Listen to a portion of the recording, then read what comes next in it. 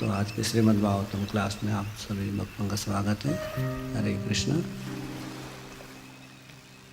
तो यहाँ पे भगवान कृष्ण के महलों को देखना, जो कि नारद जी देख रहे हैं। तो जैसे नारद जी ने सुना था कि भगवान कृष्ण ने 16,000 रानियों से विवाह किया है, तो नारद जी को लगा कि देखना चाहिए, क्योंकि एक पत्नी को संभालना लोगों को मुश्किल हो जाती है। तो 16,000 को कैसे संभाले होंगे। बहुत बार हम देखते हैं भौतिक जगत में, आध्यात्मिक जगत की बात अलग है, भगवान की बात अलग है, लेकिन अगर किसी ने 1-2 पत्नियां किया है,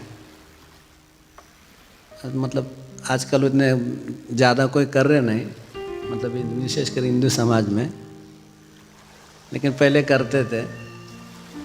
जब हम छोटे थे तब हमने भी देखा है। तब ज़्यादा इतना कोई मतलब ये नहीं था कि कितनी शादियाँ करना चाहिए। तो हमने भी देखे हैं किसी किसी के 2-2, 3-3 शादियाँ हुई थी। तो फिर लोगों के लिए वो ये हो जाता था, एक प्रकार का क्या बोलते हैं उसको, एक जैसे बोलते ना तमाशा देखना जैसा, ऐसे बोलते कि एक पत्नी कुछ बोल रही है, दूसरी पत्नी दूसरा कुछ बोल रही है, घर में झगड़े चल रहे हैं। तो ऐसे बातें हम लोग देखते थे बचपन में। तो हमारे बाजू में एक थे, उनका 2 पत्नियां थे, दूसरे एक थे उसके 3 थे। तो लोग उनके तरफ ज़्यादा ध्यान रहता था, उनकी चर्चा करते थे गली में कि देखो उसकी वो पत्नी ने, छोटी वाले ने ऐसी कही, बड़ी वाले ने की है, ऐसे।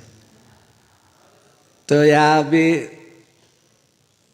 नारद जी ने सोचे कि देखते हैं। वैसे तो नारद जी को तो पता है कि भगवान है, 16,000 तो बहुत कम है उनके लिए। वैसे 16 लाख कर लेंगे तो भी वो संभल सकते हैं, या 16 करोड़ करेंगे तो भी संभल सकते हैं। लेकिन फिर भी नारद जी जो है कि भगवान की लीलाओं को वो आस्वादन करते हैं और लीलाओं का गौरव भी बढ़ाते हैं। क्योंकि बहुत बार देखा गया है कि हम लोग इसी में देख रहे हैं कि भगवान की लीलाओं को मधुर बनाने के लिए और रोचक बनाने के लिए नारद जी का भूमिका रहती है। कभी कभी नारद जी का पता ही नहीं चलता कि किनके बाजू में है, कि इसलिए तो नारद जी के पात्र को लोग थोड़ा सा क्या बोलते हैं, कली का नारायण बोलते हैं या चुकली नारद मुनि बोलते हैं, बहुत से कुछ मतलब बदनाम हुए हैं कि। लेकिन उनका लीला समझना कठिन है, क्योंकि वैष्णव क्रिया मृदा बूझी भी न जानिए। कोई सामान्य व्यक्ति नहीं जान सकते हैं वैष्णव की लीलाओं को। तो जैसे कंस जी के पास जाएंगे कि बताएंगे, अरे तुमने क्यों छोड़ा वसुदेव के पहले पुत्र को। फिर उनको उसकाते हैं, अरे हो सकता पहला भी 8वां हो सकता है। तो फिर उन्होंने बताया कि देवताओं का गणित कैसा होता है, देखो ये फूल है, बता इसका कहाँ से शुरुआत होती है, पहला कौन सा और आखिरी कौन सा है। अगर नारद जी ने उसको नहीं बताता था तो कंस का मारना बहुत, मतलब उसके अत्याचार नहीं होते थे इतने देवकी वसुदेव के प्रति। तो हो सकता है कृष्ण को देर हो सकता उसको मारने के लिए, लेकिन उसको बढ़ाने के लिए नारद जी ने ऐसे कार्य किए जो नारद जी को लग रहा था कि अपना कंस को लग रहा था कि नारद जी मेरे हितैषी हैं। हालांकि वो उनके हितैषी नहीं थे कि उसके घड़ा भरा रहे थे, उसके पाप का घड़ा। तो इस तरह से नारद जी की लीलाओं को हम समझ नहीं सकते हैं। तो यहाँ पे नारद जी ने सोचा कि चलो देखते हैं कृष्ण भगवान कैसे कर रहे हैं संसार, तो कैसे इतने पत्नियों को संभाल रहे होंगे। तो वो पहले महल में आ गए जहाँ पे बताया गया कि रुक्मिणी जी रानी थी और भगवान कृष्ण ने नारद जी का स्वागत किया और उनके चरण धुए, उनके चरणामृत पिए, उनकी सेवा की, उनका स्तुति गान किया। तो वहाँ से नारद जी दूसरे महल में गए तो वहाँ पे देखे कि भगवान कुछ अपने रानियों के साथ चौसर खेल रहे हैं। कई जगह गए कि अपने बच्चों को वो थोड़ा कुछ सिखा रहे हैं, उनके साथ खेल रहे हैं। ऐसे अलग अलग क्रियाओं को नारद जी ने देखा कि एक ही कृष्ण है लेकिन अलग अलग रूपों में अलग अलग कार्य कर रहे हैं। तो ऐसा नहीं है कि 16,108 रानियों से विवाह किए और एक ही रानी के साथ है, दूसरे रानियों के पास साथ नहीं है। तो भगवान सभी रानियों के साथ एक ही समय में है। तो ऐसा कोई भी नहीं कर सकता है। जैसे कुछ लोग बोलते हैं कि कृष्ण ने इतनी शादियाँ क्यों किए हैं। कुछ लोग निंदा भी करते हैं कि कृष्ण का अगर कोई सीख के फिर हम उन्होंने 16,000 किया तो हम 2-4 करेंगे तो क्या फ़र्क पड़ता है। ऐसे भी कुछ लोग बोलने वाले हैं।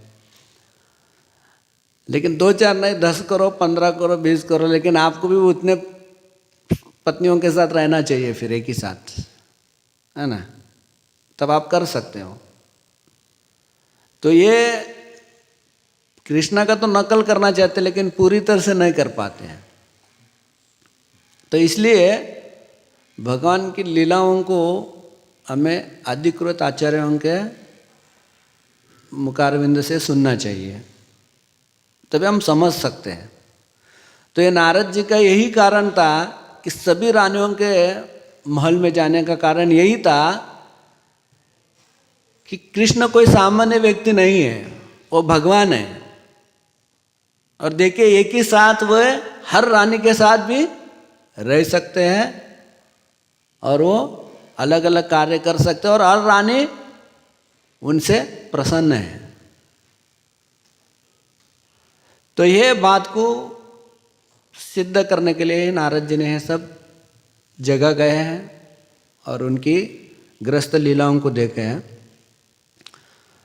तो यहाँ पे बताया गया है कि इस श्लोक में विशेषकर कि भगवान क्या है, नारायणो नरसका, मतलब भगवान क्या है, कृष्ण नारायण है, नर के सका है, मतलब अर्जुन के मित्र है।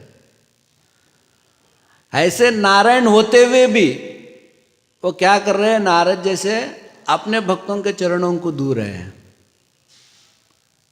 और उनके चरणामृत पान कर रहे हैं। तो ये सिखा रहे हैं कि एक गृहस्थ को कैसे ब्राह्मणों का, साधुओं का सेवा करना चाहिए, उनका आदर सत्कार करना चाहिए, ये यहाँ पे भगवान सिखा रहे हैं, हालांकि नारायण होते हुए भी। तो यहाँ पे नारायण बताया, नर नारायण जी का विशेष वर्णन किया गया है। नर और नारायण, नर सका मतलब अर्जुन जी के सका है। तो इनके विषय में बताया गया है कि यह नर नारायण कौन थे और उनका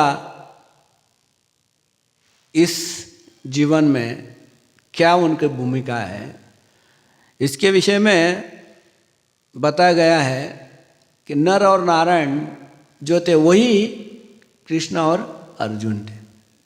पूर्व जीवन में, पूर्व जन्म में ये नर और नारायण भगवान थे। वो किस लिए जन्म लिए है उसका भी कथा आया है, जो कि उनका जो प्रतिद्वंद्वी थे अर्जुन जी के विशेषकर, वो थे कर्ण। तो कर्ण का पूर्व जन्म में वो कौन था, उसकी क्या भूमिका थी, इसके बारे में जब हम लोग बद्रीनाथ गए थे कुछ साल पहले, गुरु महाराज जी के साथ यात्रा गए थे, हम गए थे, तो तब हमने वहाँ पे राधा रमन महाराज जी के मुखारविंद से कुछ लीलाएँ सुने थे वहाँ पे, तो उन्होंने बताया था कि नर नारायण भगवान के विषय में बहुत से कथाएँ बताए थे। उसमें एक बताए थे कि कैसे वहाँ पे एक असुर रहता था जिसका नाम दम्बोद्व था, और जिसको सहस्र कवच नाम से भी वो जाना जाता था। उसके बारे में बताते, वही जो था अगले जन्म में कर्ण बन गया था। तो बताते कि ये दम्बोद्व था, इसने बहुत सालों तक बहुत कठिन तपस्या किया था। किनके तपस्या करके सूर्य नारायण भगवान को प्रसन्न किया था, और नारायण भगवान सूर्य नारायण जी प्रकट हो गए थे। और सूर्य नारायण जी प्रकट हो गए और उसको बोले कि तुम्हें क्या चाहिए बताओ, क्योंकि उनकी तपस्या से वो प्रसन्न हो गए थे। तो उन्होंने उनसे कहा कि वरदान मांगो। तो उसने कहा कि मुझे अमर बना दीजिए, मुझे अमरत्व चाहिए। तो हम देखते हैं कि जितने भी बहुत से असुरों के बारे में सुनते हैं कि असुर मरना नहीं चाहते हैं, अमर बनना चाहते हैं। जैसे रावण को लीजिए, हिरण्यकशिपु को लीजिए, हिरण्याक्ष को लीजिए, बहुत से असुर हैं जो मरना ही नहीं चाहते हैं। तो ये भी अमरत्व का वरदान मांग रहा था। तो देवता तो नहीं दे सकते थे। सूर्य नारायण जी ने बोला कि अरे मैं भी अमर नहीं हूँ, तेरे को कैसे अमरत्व दे सकता हूँ। तो तब उसने मांग लिया कि मुझे 1000 दिव्य कवच प्रदान कीजिए। ऐसे कवच मतलब जैसे होता है ना बुलेट प्रूफ जैकेट होता ना आजकल, बुलेट प्रूफ जैकेट जैसा एक उन्होंने कवच मांग लिया। कितने? सहस्र, 1000। और वो भी कवच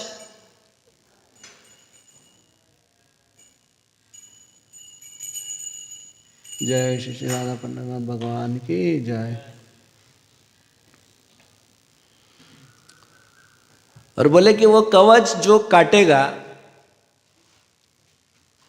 तो उसकी जो योग्यता होनी चाहिए वो 1000 साल तपस्या जिसने किया है, ऐसा ही तपस्वी वो मेरे एक कवच को काट सकता है, और काटने के बाद तुरंत वो मर जाएगा। ऐसा उन्होंने वरदान मांग लिया था। तो सूर्य नारायण जी ने सोचा अब ये तो अमरत्व का जैसा ही है, 1000 साल तपस्या जिसने किया है और वो मारेगा और वो मर भी जाएगा, तो फिर भी क्या वो विवश थे, क्योंकि इसने इतने तपस्या किया तो फिर देना ही चाहिए था उनको वरदान। उन्होंने बोला ठीक है, हे वरदान मैं आपको दे रहा हूँ, तथास्तु। तो उनको वरदान दे दिया। लेकिन सूर्य नारायण जी भी सोचे थे कि ये क्या करेगा। असुर लोग जब भी कोई वरदान प्राप्त करते हैं तो देखा गया है कि उसका गलत इस्तेमाल करते हैं। दुनिया का संहार करने के लिए, लोगों को तकलीफ देने के लिए गलत कार्य में ही इस्तेमाल करते हैं। तो उनको जो भय था वही हो गया, उसको तो वरदान प्राप्त हो गया और उसने चालू किया अत्याचार करने का। तो उसका अत्याचार इतना बढ़ गया था कि सभी देवता घबराने लगे, सभी ऋषि मुनि त्राही त्राह कर रहे थे। फिर तो तब जो सती जी के पिता जो दक्ष प्रजापति थे, उनकी एक कन्या थी मूर्ति नाम की, और एक उनके अनेक कन्याएं थी। तो उन्होंने उस मूर्ति जी का विवाह जो था वो ब्रह्मा जी के जो मानस पुत्र धर्म थे उनसे कराया था। तो वो मूर्ति जी ने देखा कि बहुत अत्याचार बढ़ा है इस दम्भोद्भव का, जो कि सहस्र कवच है, और इसको कोई मार नहीं सकता था। तो उसने तपस्या किया, मूर्ति जी ने भगवान को प्रसन्न किए और उन्होंने भगवान को, विष्णु भगवान को प्रार्थना की कि बोले मुझे ऐसा पुत्र दो जो कि ये दंभोदभ को मार सके। तो तब भगवान ने उनको बोला ठीक है, मैं तुम्हें ऐसे पुत्र देता हूँ। तो कुछ समय के बाद फिर उनको 2 पुत्र हो गए, नर और नारायण नाम से। तो उनको नर और नारायण नाम रख दिया। तो उनका ऐसे बताया गया है कि जो नर नारायण थे उनका आत्मा एक था, शरीर 2 थे। मतलब एक आत्मा थी। बहुत बार देखा गया है जो जुड़वे बच्चे पैदा होते हैं, बहुत बार देखा जाता है कि उनके आवाज़ भी सेम होता है, उनका चाल चलन भी सेम होता है, उनका उठना बैठना भी कभी कभी पता ही नहीं चलता है कि मतलब बड़ा वाला कौन है और छोटा वाला कौन है, इतना सेम होते हैं। तो ये भी ऐसे सेम थे, लेकिन उनके दोनों की आत्मा तो अलग रहती है, लेकिन इनकी आत्मा भी एक ही थी। तो इनको फिर है तपस्या करने के लिए विशेषकर प्रसिद्ध थे, मतलब भगवान के तपस्वी अवतार थे ये दोनों। नर मतलब जो अर्जुन जी थे, जो नर के रूप में थे, नर, और नारायण मतलब भगवान नारायण। तो ये बद्रिकाश्रम में वह तपस्या कर रहे थे, तो ये दंभोदभ वहाँ पे आया था। तो तब तो क्योंकि इनका तो अवतार ही हुआ था उसको मारने के लिए, तो नर जी उसके पास चले गए, बोले हे दंभोदभ मैं तुझसे युद्ध करना चाहता हूँ। तो उसने बोला तुम मुझसे युद्ध करोगे? वो हंसने लगा। अरे बोले मेरे से आज तक कोई युद्ध नहीं कर पाया, तुझे पता है कि मैं कौन हूँ और मेरी क्या शक्ति है? बोले मैं सब जानता हूँ। ने बोले सुन लो तुम। फिर उसने बताया कि बोले कि मेरे 1000 कवच है, सहस्र कवच है, और जिसको जो भी तोड़ेगा वो 1000 साल तक तपस्या उसकी होनी चाहिए, और जो तोड़ देगा वो मर भी जाएगा। तो इसलिए तुम मेरे से युद्ध भी करोगे और मेरे कवच को काटोगे भी तो तुम मर जाओगे, ऐसा मुझे वरदान है। तो नर जी बोले कि तुम मेरे बारे में नहीं जानते हो, मैं कौन हूँ। बोले मैं नर और नारायण, हम 2 भाई है, और हमने 1000 साल तपस्या कर चुके हैं, और दूसरी बात यह है कि हम तेरे सभी कवचों को काटने के लिए आए हैं। कि बोले मेरे जो भाई है, हम वैसे 2 है लेकिन हमारी आत्मा एक ही है। तो अभी मैं तुमसे युद्ध करने वाला हूं, वो उधर तपस्या कर रहे हैं। तो नारायण जी उधर तपस्या कर रहे थे और नर जी ने तो बोले चलो युद्ध करते। फिर उन्होंने युद्ध किया, बोलते कि 1000 साल तक युद्ध किया है। लेकिन वहाँ पे राधारमण महाराज जी ने बताया कि हम सुन रहे थे कि वो बोले कि बद्रिकाश्रम ऐसा स्थान है कि बोले यहाँ पे एक दिन भी अगर कोई तपस्या करता है उसको 1000 साल तपस्या करने का फल प्राप्त होता है। ऐसा उस स्थान का महत्व बोले है कि एक ही दिन तपस्या करेंगे तो 1000 साल का तपस्या होता है। तो इसलिए क्या करते थे, ये पूरा दिन भर युद्ध करते थे और शाम को उसको मार देते थे। मार देते मतलब उसका एक कवच काट देते थे। जैसे कटता था उसका कवच, तो एक कवच कट गया है, फिर ये मर जाते थे, मतलब नर जी मर जाते थे। फिर वह नारायण आते थे। फिर नारायण आते थे तो उसने देखा अरे अभी तो मैंने इसको मार दिया और ये कैसा आ गया, तो मतलब ये भी ऐसा ही कुछ है क्या, सहस्र रूप इसके भी है क्या कुछ। तो देखे तो वो बोले अरे वो मेरा भाई है, नर है, मैं नारायण हूं। अच्छा, तो फिर वो क्या, नारायण जी जाते हैं और नर को उनके कानों में कुछ मंत्र बोलते हैं। वो मृत्यु संजीवनी मंत्र या मृत्युंजय मंत्र का उच्चारण करते हैं। तो इससे क्या होता है, फिर वो नर जो मरे हुए थे वो फिर से जीवित हो जाते हैं। तो उसने जान लिया सहस्त्र कवच ने, अरे ये तो मृत्यु संजीवन मंत्र इनके पास है। तो जैसे ही वो उठ गए तो नर जी जाते थे, तपस्या करते थे, और ये नारायण इससे युद्ध करते थे। तो फिर ये शाम तक युद्ध करते थे और उसको मार देते थे और वो मर जाते थे। फिर दूसरा दिन फिर नर आते थे, नारायण को उठाते थे, फिर नारायण जी जाते थे। ऐसे 999 बार उन्होंने उसके ऐसे करके पूरे कवच उसके काट देते, सिर्फ एक ही कवच बचा था। तब उसने देखा कि ये भी मेरे काट देंगे बोल के वो घबरा गया। फिर युद्ध भूमि छोड़ के वो भाग गया सूर्य नारायण जी के पास। तो सूर्य नारायण जी जो थे वो इन्होंने तो वरदान दिया था, उनका भक्त था, वो महान बड़ा भक्त था और शरण भी आए थे, इसलिए उन्होंने उसको शरणागत बोल के उसको आश्रय दिए। तो फिर नर नारायण भगवान वहाँ पे चले गए, सूर्य लोक में गए सूर्य नारायण के पास, बोले कि उसको छोड़ दो, वो हमारा शत्रु है और वो असुर है, सबको तकलीफ दे रहा है, उसको हमें मारना है।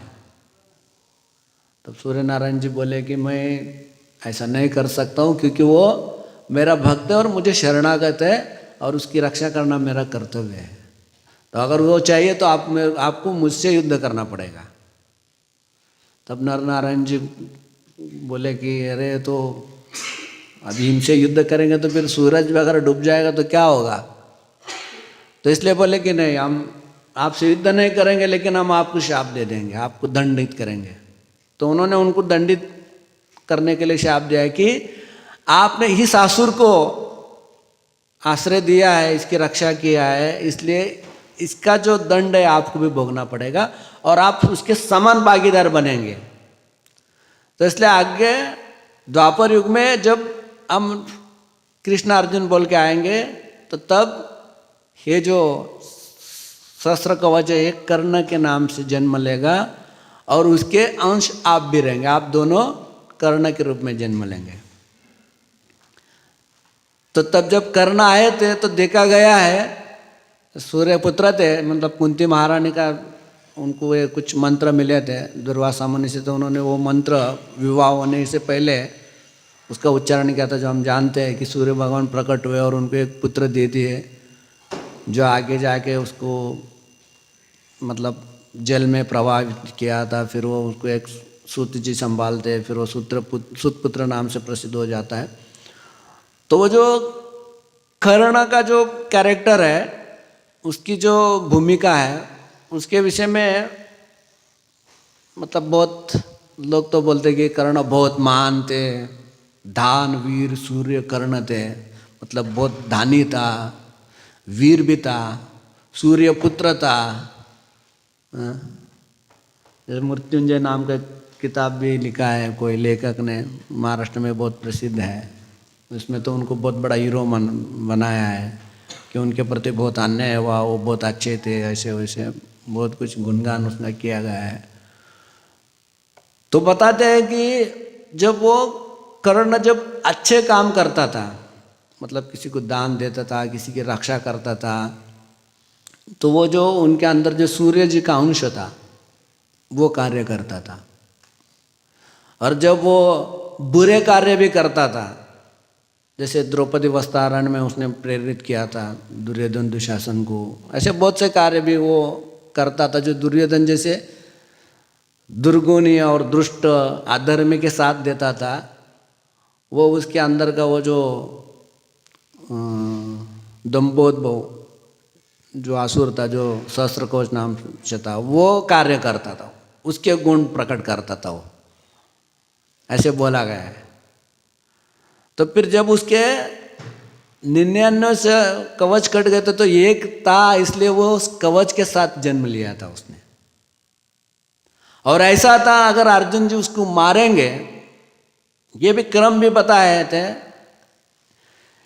कि अर्जुन जी ने उसको उनके पारी थी, मतलब जब अर्जुन जी मतलब नर मारने वाले थे, उसके आखिरी काटने वाले थे कवच, तब वो भाग गया था, तो इसलिए उसका जो मृत्यु था वो नर या मतलब अर्जुन जी के हाथों में से होने वाला था। तो लेकिन अगर उसको वो मारते तो उनका मृत्यु होने वाला था, क्योंकि उसको वरदान मिला था जो भी उसके कवच को काटेगा उसका मृत्यु होगा। तो ये बात इंद्र जी को पता था और इंद्र जी ने सोचा कि अगर इसको मारेगा तो मेरा पुत्र का मृत्यु होगा। मतलब अर्जुन जी जो थे इंद्र जी के अंश से प्रकट हुए थे, इसलिए इंद्र ने क्या किया, उस कर्ण से वो कवच को भिक्षा में मांग लिए थे। तो जैसे उन्होंने वो दे दिया तो फिर वो कवच नहीं थे उसके फिर, तो इसलिए अर्जुन ने उसको मार दिया, नर ने उसको मारा। तो इस प्रकार से यह कथा बताया गया है कि किस तरह से ये नर नारायण जी जो थे है साक्षात कृष्ण और अर्जुन थे, और ये एक ही आत्मा दो शरीर थे। तो इसलिए महाभारत में भी हम देखते हैं कि कृष्ण और अर्जुन में इतना प्रेम था, इतना साक्य भाव था, ऐसा लगता था कि ये दो एक ही क्या, एक ही आत्मा है और दो शरीर है, एक जिस्म क्या बोलते हैं उसको, दो जिस्म एक रूह की आत्मा रूह मतलब आत्मा बोल सकते हैं। तो इस तरह थे वो। तो उनका यहाँ पे बताया गया है। तो ये लीला का यहाँ पे वर्णन हुआ है कि किस तरह से भगवान नारायण जी प्रकट हुए थे, और वो ही नारायण जी अब यहाँ पे नारद जी की क्या कर रहे हैं, सेवा कर रहे हैं। तो भगवान जब लीला करते हैं तो उनके लिए एक आदर्श होता है, मतलब समाज के लिए एक आदर्श होता है। तो इसमें यहाँ पे भगवान ने बता दिया है कि गृहस्थ को कैसे रहना चाहिए। तो ऐसे लीला कर रहे थे कि जैसा कोई सामान्य व्यक्ति मनुष्य अपने पत्नी के प्रति, अपने बच्चों के प्रति जैसे उनका आसक्ति रहती है, उनका आदर रहता है या प्रेम रहता है, उस तरह से लीला भगवान कर रहे थे। ऐसा कभी महसूस नहीं होता था कि ये भगवान है बोल के, लोग अचंभित हो जाते थे कि ये सामान्य व्यक्ति के जैसे कार्य कर रहे थे, एक सामान्य मानव के तरह कार्य कर रहे थे। तो ये वर्णन इस अध्याय में हुआ है कि बताया गया है किस तरह से भगवान एक सामान्य नर के तरह अपने लीलाओं को करते हैं।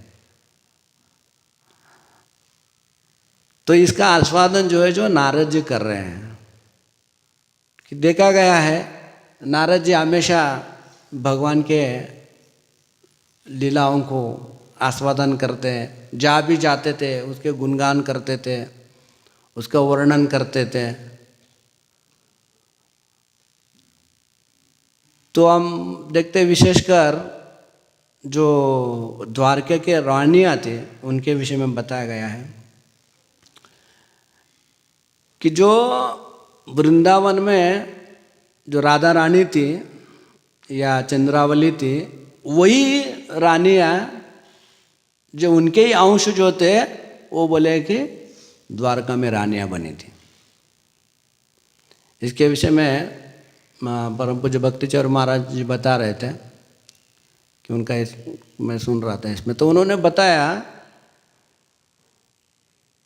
कि जो कृष्ण थे, मतलब अभी भगवान कृष्ण के विषय में सुन रहे थे, तो कृष्ण के भी दो रूप थे इस लीला में। एक जो नंद नंदन कृष्ण थे, एक वसुदेव नंदन कृष्ण थे। तो जो नंद नंदन कृष्ण थे वही वसुदेव नंदन कृष्ण बने थे, वो द्वारका चले गए थे। वृंदावन से तो कृष्ण जो नंद नंदन थे वो नहीं जाते, वृंदावन छोड़ के नहीं जाते बाहर। तो वही जो राधा रानी थी उनका जो अंश था वो बोले कि वो सत्यभामा जी बन गई थी, और चंद्रावली जी के जो अंश थे वो रुक्मिणी जी बन गई थी। और उनके ही रूप के जो प्रकाश थे वो सब ये रानियां थी, उनके ही विस्तार थे, बोले विशेषकर राधा रानी के ही सब विस्तार थे। तो इसलिए जैसे कृष्ण रासलीला करते थे तो वहाँ भी हम देखे हैं या सुने हैं कि हजारों करोड़ों गोपियाँ रहती थी और कृष्ण भी उतने बन जाते थे, उतने रूप में बन के उनके साथ नाचते थे। ऐसा लगता था कि हजारों गोपियाँ हैं, लाखों गोपियाँ, और कृष्ण भी लाखों है। ऐसा नहीं कि एक गोपी के साथ कर रहे तो दूसरी गोपी के साथ कृष्ण नहीं है, ऐसा नहीं कि वो सबके साथ रहते थे। उसी तरह से लीला उन्होंने द्वारका में किया था। वह तो थोड़े कुछ समय के लिए रासलीला में नृत्य कर रहे थे या उनके साथ थे, लेकिन यहाँ पे पूरा जीवन भर उन रानियों के साथ में अलग अलग रूप में कृष्ण रहते थे। तो ऐसे बताते कि कृष्ण ही अकेले उनका विस्तार नहीं किए थे, कि बोला गया कि कृष्ण की जब विवाह हो रही थी तो वहाँ पे वसुदेव जी भी उतने ही रूप में थे, मतलब वो भी 16,100 रूप में हो गए थे, देवकी माता भी 16,100 रूप में हुए थे, और जो सेठ थी इधर जितने लोग थे विवाह में उतने लोग दूसरे मंडप में भी थे और तीसरे मंडप में भी थे। हर मंडप में सेम चल रहा था प्रोग्राम। तो मतलब कृष्ण अकेले नहीं विस्तार किए थे, सबका विस्तार किए थे। तो इस तरह से हे भगवान की लीला है कि सामान्य लोग इसको समझ नहीं सकेंगे। तो इसलिए कृष्ण ने 16,000 विवाह किए हैं। ऐसे लोग जो निंदा करते हैं या नाम रखते हैं, लेकिन उनको अधिकृत शास्त्रों से, अधिकृत आचार्यों से जब सुनेंगे तो तब समझ में आएगा कि कृष्ण कोई सामान्य व्यक्ति नहीं है, कि वो भगवान है और कुछ भी कर सकते हैं और हम उनका अनुकरण नकल नहीं कर सकते हैं। हमें केवल उनके लीलाओं को सुनना है और उसमें आनंद लेना है, उसका आस्वादन करना है, जिससे हमारा जीवन शुद्ध हो जाएगा और हम इस भौतिक जगत से मुक्त हो जाएंगे। इसलिए ये लीला है भगवान की दिव्य है, अद्भुत लीला है। उसका वर्णन यहाँ पे चल रहा है। तो समय हुआ है, 1-2-3 मिनट रह गए हैं। किसी का कोई प्रश्न है तो पूछ सकते हैं, या कोई टीका टिप्पणी कुछ और अधिक बता सकते हैं तो बता सकते हैं। हाँ बोलिए।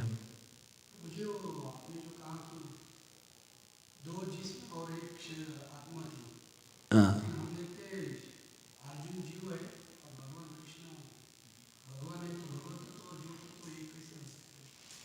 हाँ सही बात है। तो यहाँ पे ऐसा है, जीव तत्व और भगवत तत्व अलग है, लेकिन अलग नहीं भी है। क्योंकि अचिंत्य भेदाभेद तत्व से अगर हम जाएंगे तो ऐसे कुछ भी अलग नहीं है और अलग है भी।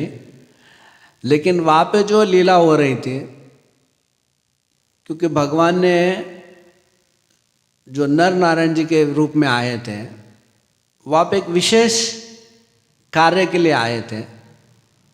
वो कार्य क्या था कि उस जो सहस्र कवच नाम का जो असुर है उसका वध करना था। तो इसलिए भगवान क्या किए, क्योंकि वो दोनों क्यों ऐसे आए थे, क्योंकि अगर एक मर जाता, मतलब उसने वरदान ऐसा मांगा था कि जो मुझे मारेगा, एक मेरा कवच को काटेगा, वो भी मर जाएगा। तो वो मर जाएगा तो फिर वो दूसरा कैसे उनको मारेंगे? क्योंकि बताया गया है कि जो तपस्या है कि ये जब युद्ध कर रहे थे तो दूसरे तपस्या कर रहे थे।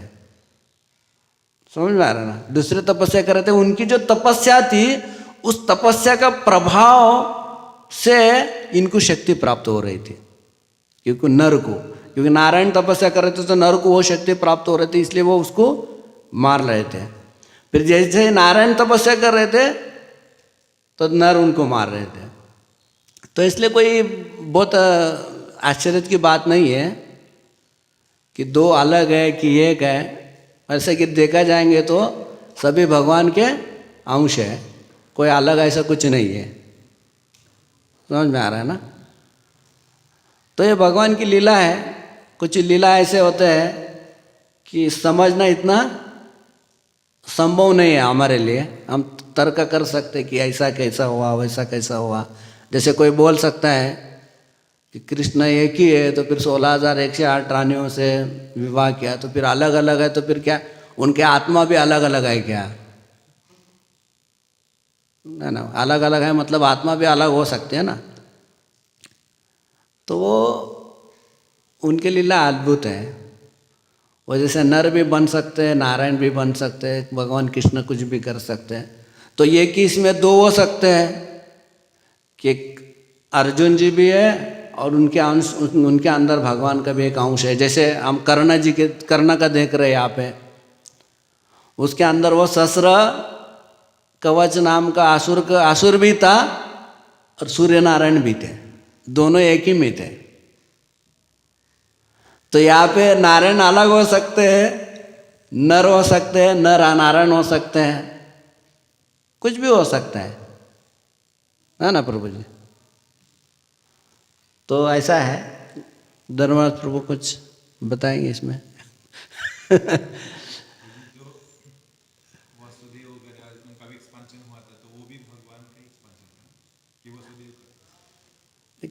क्योंकि क्या है, भगवान के लीला है, इसमें ज़्यादा हम लोग डीप जाएंगे तो हमारे भी दिमाग काम नहीं करेगा। क्योंकि ये सब अचिंत्य है, इसलिए बोला है कि भगवान की जो लीला है वो अचिंत्य है, चिंतन के परे है। तो इसलिए क्या बोलते हैं कि ये मैथोलॉजी है, बोलते हैं जो है ना ग्रंथ है, जो हमारे वैदिक शास्त्र है, ये मिथ्या है। क्योंकि वो जब दिमाग से बाहर जाता है तो फिर सब उनको बोलते हैं ये सब क्या है, मिथ्या है, मतलब जो नहीं है उसको बताया जा रहा है। तो क्योंकि हमारा उतना कैपेसिटी नहीं है भगवान की लीला को समझने का, तो जो बताए शास्त्र में, जो आचार्य बताए वो सही है। इसमें ज़्यादा हम लोग जब हमारा शुद्धिकरण हो जाएगा तो फिर प्रकाशित हो जाएगा, सब समझ में आएंगे। लेकिन हमारे अवस्था उतना नहीं है, इसलिए बहुत से प्रश्न उपस्थित हो सकते हैं कि ये कैसा हो गया, वो कैसा हो गया है। हाँ, तो ऐसा ही है, जो बताया है कि वो एक ही थे तो बस स्वीकार करना है ना। जैसे आप बोलेंगे कि ऐसा कैसे होगा, नहीं वैसा है, वो बताया है, शास्त्र में बताया है। तो ठीक है, समझ में आया? और किसी का कोई प्रश्न है? ग्रंथराज श्रीमद् भागवतम की जय, श्रील प्रभुपाद की जय।